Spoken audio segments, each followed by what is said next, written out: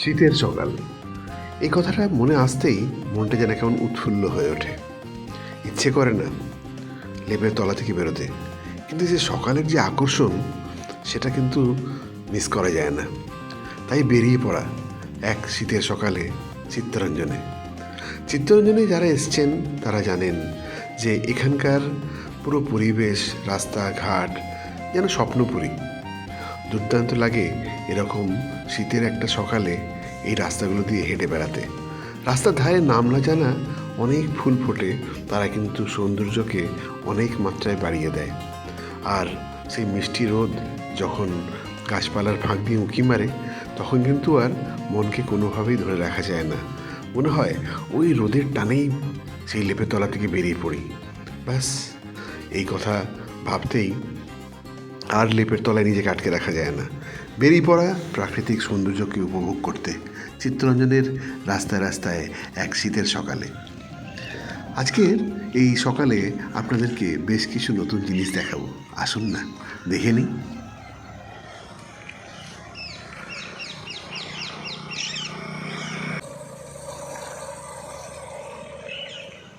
রাস্তার ধারে গাছগুলোকে একটু ভালোভাবে দেখে পরে চোখে পড়বে রং বেরঙের অনেক পাখি। এই দেখুন না, এখানেই কেমন একটা টিয়া পাখি সুন্দর বসে বসে খুঁটে খুঁটে খেজুরের রস খাচ্ছে। দারুণ লাগে এসব দেখতে। এগুলো কি আর মিস করা যায় বলুন? আর হ্যাঁ, আমি না এই ভিডিওয়ে বিশেষ কোনো মিউজিক অ্যাড করলাম না। প্রাকৃতিক এত মিউজিক রয়েছে এখানে, সেখানে আর এক্সট্রা করে কোনো মিউজিক দেওয়ার প্রয়োজন হবে না।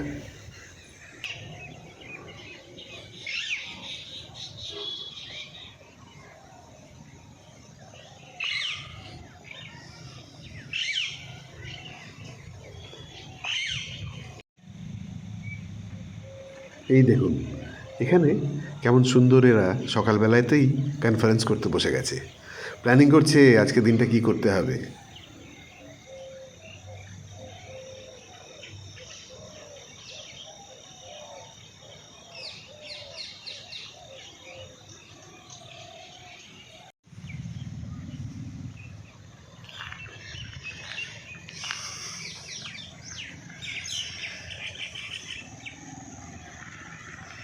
এই ছোট্ট শহরে যেদিকেই তাকান না কেন, যদ্দূর চোখ যায় শুধু দেখা যায় সবুজ আর সবুজ। মনকে সতেজতায় ভরে তোলে।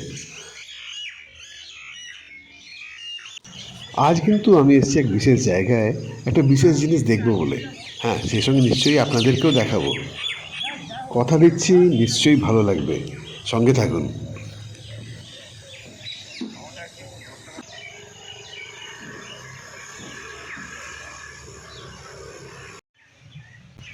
গুড মর্নিং, কেমন আছেন সবাই?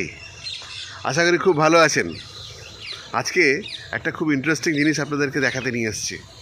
অনেক দিন ধরেই ইনফ্যাক্ট আমি ভাবছি এই ভিডিওটা করব, কিন্তু হয়ে উঠছে না। তো যাই হোক, আজকে সকালে বেরিয়েই পড়লাম। খুব সুন্দর একটা সকাল, শীতকালের মিষ্টি রোদ গায়ে মাখতে মাখতে চলে এলাম আমাদের চিত্তরঞ্জনেই হিল কলোনিতে।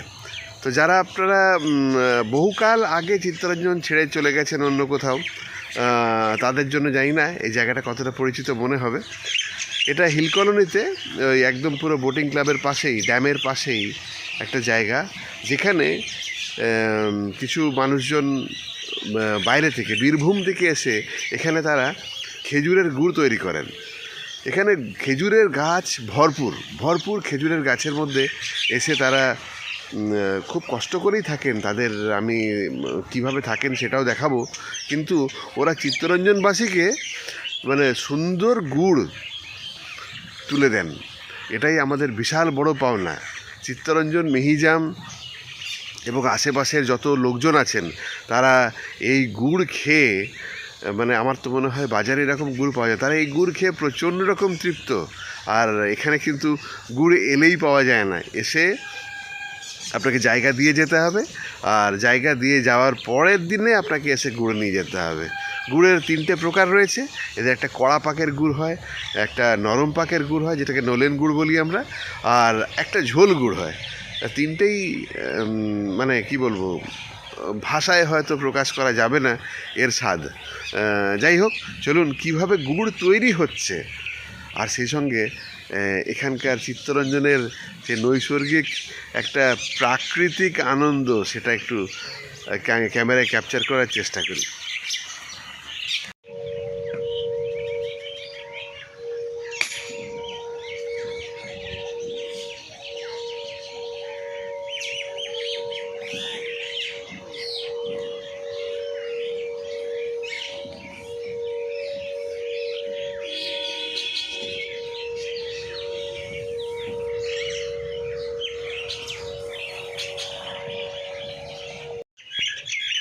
Chittaranjan hill colony community hall থেকে খুব কাছে, প্রায় 300-400 মিটারের মধ্যেই এই জায়গাটা একটা গর্তের মধ্যে।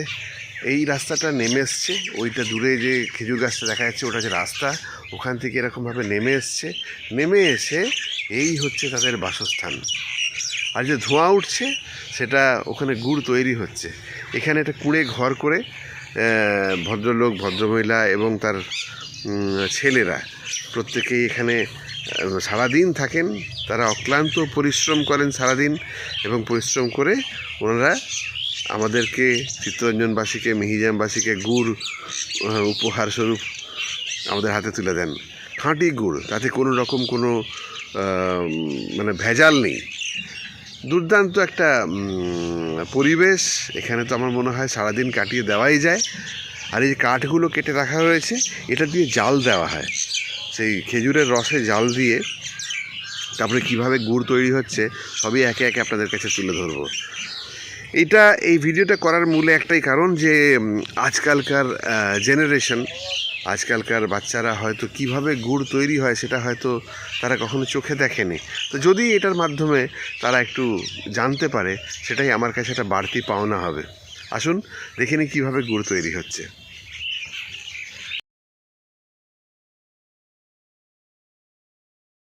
যারা এই কাজগুলো করেন তাদেরকে আমার খুব ভুল না হলে শিউলি বলা হয়। এদের প্রথম কাজ হচ্ছে খেজুর গাছের ওপর দিকটা একটু চেঁচে ফেলা, এবং চেঁচে ফেললে পরে কিছুদিন ছেড়ে দেওয়া হয়, এবং তারপরে ওর মধ্যে থেকে রস বেরোয়। সেই রসগুলোকে কালেক্ট করার জন্য এরা ওখানে হাঁড়ি টাঙিয়ে দেয়, এবং সকালবেলায়, প্রতিদিন বিকেলে টাঙানো হয়, এবং সকালবেলায় এগুলোকে পেড়ে আনা হয়। পেড়ে নিয়ে আসার পরে শুরু হয় এদের গুড় মেকিং প্রসেস, গুড় তৈরি করার যে কার্যক্রম। সেই টাটকা খেজুরের রস এরকম বড় বড় ট্রের মধ্যে প্রথমে ফেলে দেওয়া হয়, তারপরে একে নিচে থেকে জাল দিয়ে ফুটিয়ে তুলে বেশ গাঢ় করে নেওয়া হয়, অনেকক্ষণ ফোটানো হয়। আর এদের জাল দেওয়ার প্রসেসটা বেশ অন্য রকমের। আসুন কীভাবে জাল দিচ্ছে এরা সেটাও দেখব। খেজুর রসের একটা খুব সুন্দর গন্ধ এমনিতেই পাওয়া যায়। তারপরে যখন এই রসগুলোকে ফোটানো হয়, চতুর্দিক সেই মিষ্টি গন্ধের মাদকতায় একদম পুরো মাতাল হয়ে ওঠে। আর ওই দেখুন জাল দেওয়া হচ্ছে। উনুন তৈরি করা হয় পাতা উনুনের মতো, এবং সেখানে খেজুর পাতা এবং টুকরো কাঠ দিয়ে জাল দেওয়া হয়, এবং সেই তাপেই সেই খেজুর রসটা ফুটে ওঠে। বেশ কিছুক্ষণ ফোটার পরে যখন একটু গাঢ় হয়, তখন এটা নামিয়ে নেওয়া হয়।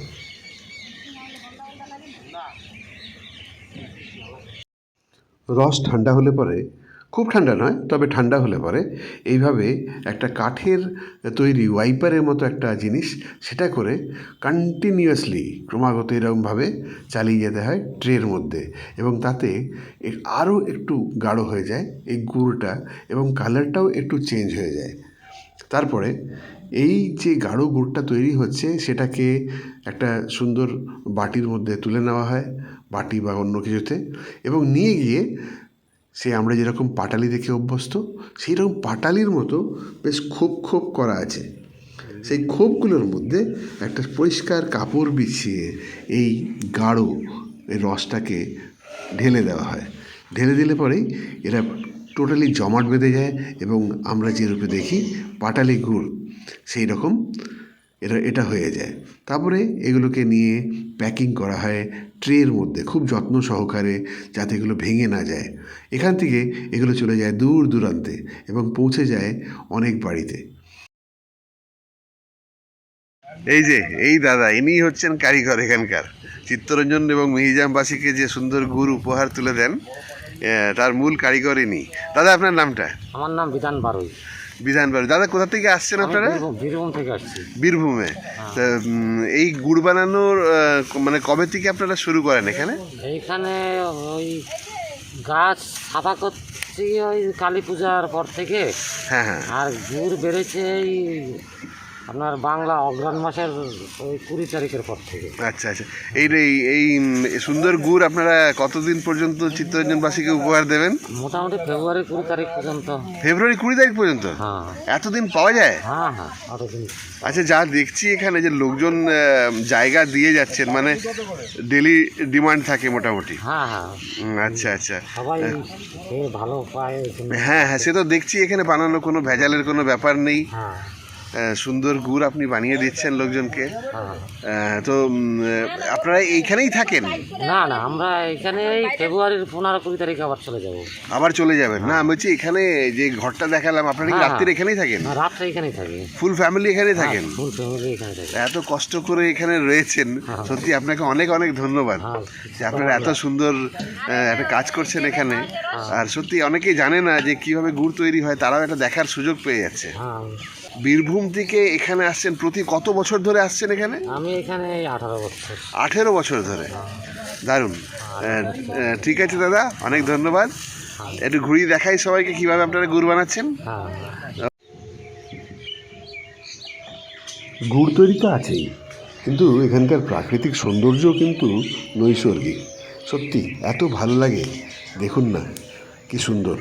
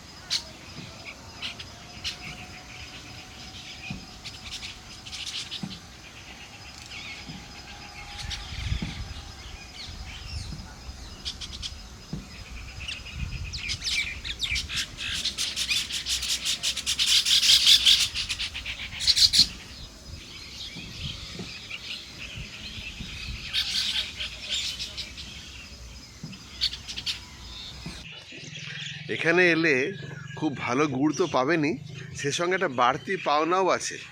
বাড়তি পাওনাটা কি জানেন? অমৃত, অমৃত, খেজুরের রস, সকাল সকাল টাটকা খেজুরের রস। এই যে কি মধুর জিনিস, আপনাদেরকে ভাষায় বলে বোঝাতে পারবো না। যারা খেয়েছেন তারা নিশ্চয়ই জানেন। আমি এটা নিয়ে দ্বিতীয় গ্লাস খাচ্ছি, হয়তো আর একটা খাবো। দারুণ, চলে আসুন, প্রত্যেককে আমন্ত্রণ জানাচ্ছি আমাদের এই ছোট্ট মায়ানগরী চিত্তরঞ্জন। আমি রেলনগরী বলবো না আজকে, এই মায়ানগরী চিত্তরঞ্জনে চলে আসুন, এই আনন্দগুলো পাবেন। সঙ্গে নির্ভেজাল গুড়।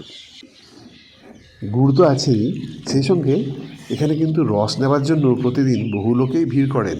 নিজে নিজে পাত্র নিয়ে আসা হয়, আর যারা পাত্র আনেন না, এনারা গ্লাসের ব্যবস্থা রেখেছেন। আপনারাই বলুন না, কেউ কি চায় অল্প কয়েকদিনের জন্য এই সুযোগ হাতছাড়া করতে?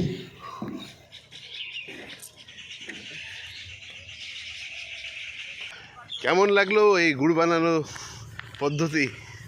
চিত্তরঞ্জনের এই সুন্দর একটা জিনিস আপনাদেরকে দেখাতে পারলাম। আপনাদের কেমন লাগছে সেটা হচ্ছে আসল ব্যাপার। কমেন্টের মাধ্যমে জানাবেন। আর যদি ভালো লাগে আমার ভিডিওটা, অবশ্যই লাইক, শেয়ার এবং সাবস্ক্রাইব করে দেবেন। তাতে এই ধরনের ভিডিও আরও বানাবার জন্য আমি উৎসাহ পাবো। খুব ভালো থাকবেন সবাই, আনন্দ থাকবেন। ধন্যবাদ।